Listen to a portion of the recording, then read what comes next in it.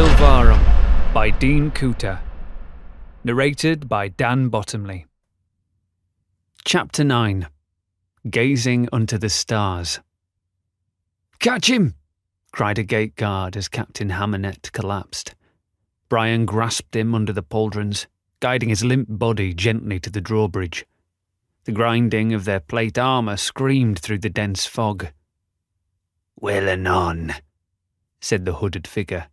"What has befallen the young captain? Has he become ill?" Evil laughter erupted from the group of Nexathians. The horrified gate guards turned their attention from their fallen leader to the cruel tone of the guttural voice. Brian crouched next to the captain, checking his pulse and vital signs. He was unconscious but breathing normally. "Help me get his helmet off," Brian said. The two knights bent down and raised the captain, setting him in a sitting position against the wooden cart. Brian carefully pulled off the helmet. Set within a mail coif, the young man's face was deathly white and cold. Beads of sweat covered his forehead and poured down his flushed cheeks. Brian pulled a rag from a pouch on his belt, gently patting the streams of perspiration. "Come," said the mocking voice. "We do not have all day to wait on this knave. Roll your captain aside and allow us to complete this transaction. The morning draws late." Brian ground his teeth in anger, struggling to ignore the being's insults while tending to his fallen captain. "Patience, sire," he replied with his back turned.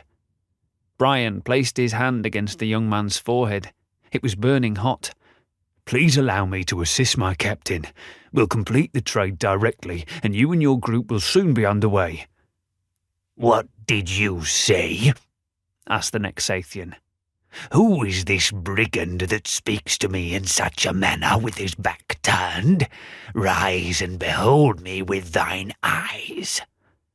Brian continued to wipe the captain's forehead with the rag, ignoring the shrill commands. "Corporal," he said, "hurry to the gatehouse and fetch some water. The captain's burning up." "You there," cried the voice. "I command you to turn around and face me. Do not ignore me." "Enough," shouted Brian with his mind. He stood and turned, the aggressiveness forcing the Nexathian to step back 2 full paces.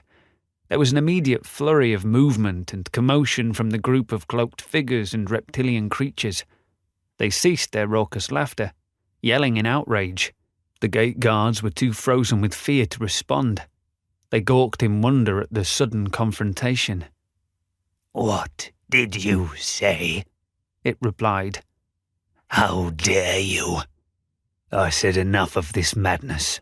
You will mock my captain no longer, and you will refrain from using mind control on my men," he replied. His lips were motionless. Brian Woods communicated to the creature with his thoughts alone. The Nexathian took another confused step backward. The fighters atop the spiders cried a series of orders and charged forward. Belris strained his astonished gaze toward the cloaked figures that stood at the front of the group. Bright orbs of blue light formed in their palms while an electric crackle increased in volume. As the spiders' freakish legs splashed through the puddles to attack, the leader of the Nexathians raised his hand.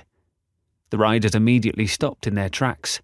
They were so close that they caused chunks and droplets of mud to splash upon Belris's greaves and tasset. The blue orbs were also extinguished with a wave of the figures' purple cloaks. The Nexathian tilted its head, studying Brian with a newfound appreciation. Its wicked voice was notably more relaxed, yet it expelled an ominous chuckle. "Human, how are you able to speak to me thus?" Belris and another guard looked at each other with blank expressions. They had not heard the sergeant utter a single word. Brian stared at the creature and did not respond, neither by voice nor telepathy. His face was on fire with anger, his hand resting nimbly upon the hilt of his sword. "I see," replied the Nexathian, turning to address the cloaked priests. "This human possesses the gift of mind speech.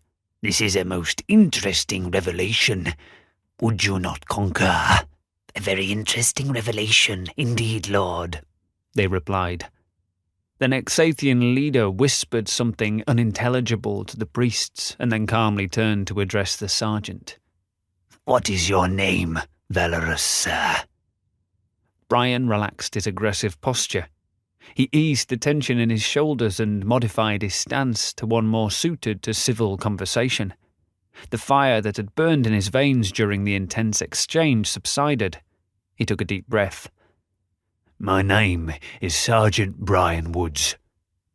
And mine is Lord Mordock, replied the XVIII with a respectful nod. We are honoured by your presence and are truly concerned for the unfortunate state of your young captain.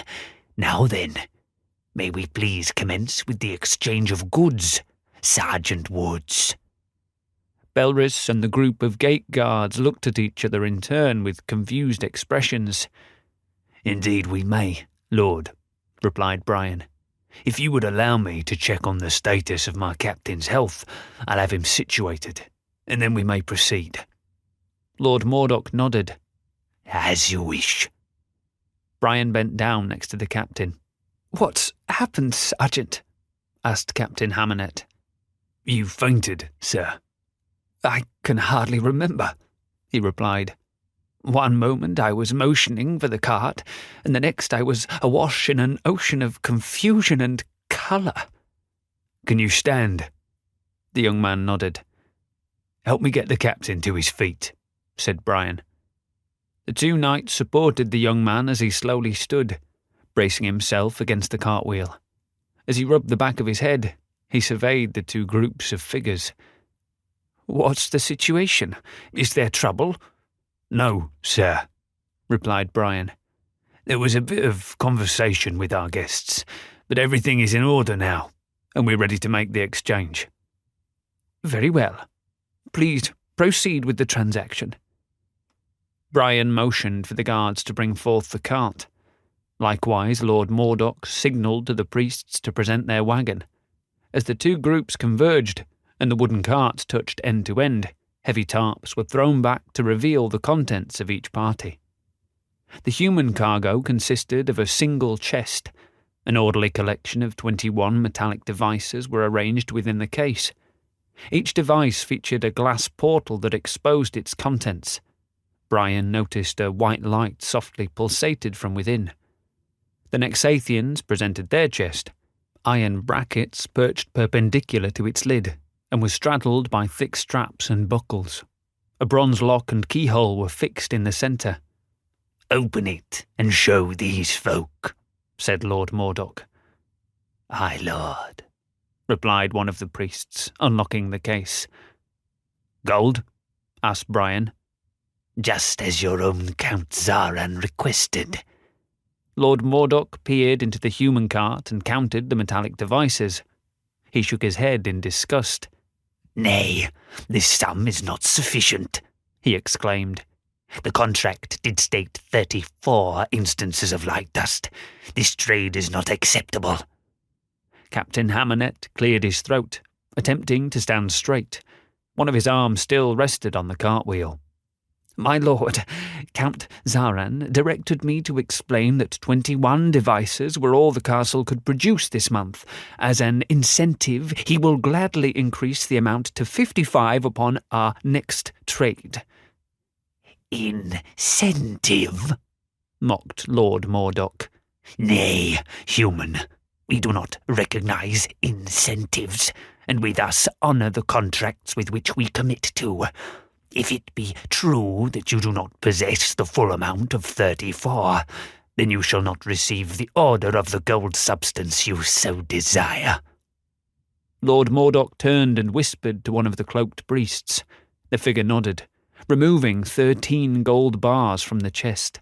They clinked together as he dropped each bar into a bag. The entire group watched this process play out in silence. There now, said Lord Mordock. This amount is more suited to our current situation. Would you not agree? But, Lord, replied the captain, that's not enough gold. Count Zaran will not accept that amount. Lord Mordock bowed low, sweeping his hand across the face of his flowing cloak. Then our business this morning is thus concluded, gentlemen. I say valorous day to you. He turned from the humans, motioning for the caravan to disembark. The spiders and dinosaurs turned their thunderous bodies in the muddy road. Captain Hammernet took a step forward, watching as the wagon creaked along the drawbridge. His face was stretched with pain and uncertainty. He glanced at his men, observing how they stared at him with pitiable and disgusted expressions. The captain swayed in troubled thought as he glanced from the caravan to the mist-covered road. "Lord, wait a moment," he said. The caravan halted.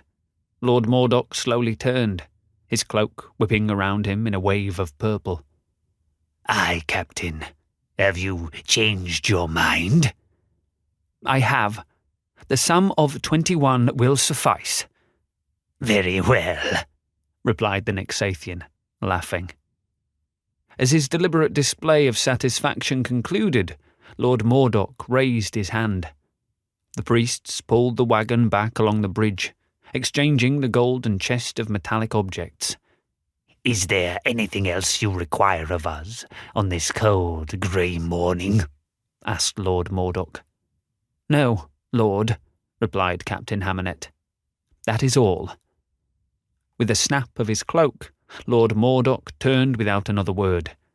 The group of gate guards watched in awe as one of the colossal dinosaurs lowered its head, allowing him to climb its neck to the saddle. The beast let out a piercing cry as it turned and bounded into the grey mist.